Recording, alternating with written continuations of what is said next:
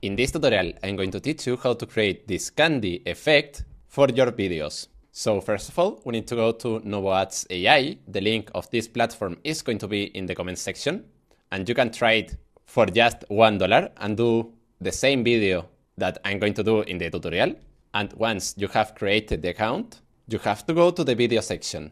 Now we have to click in settings, and here we're going to use the model Omniflash.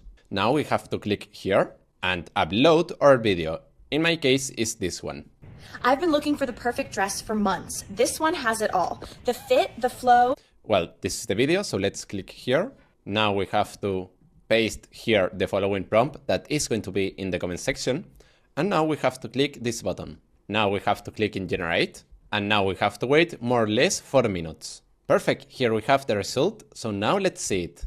I've been looking for the perfect dress for months. This one has it all. The fit, the flow, the lightweight fabric. It's the best I've ever had. Link in my profile. Well, I don't know what you think, but personally, I like it a lot. So if you liked the video, remember that you can try this platform for just $1 and do, with that, 2 videos like this one.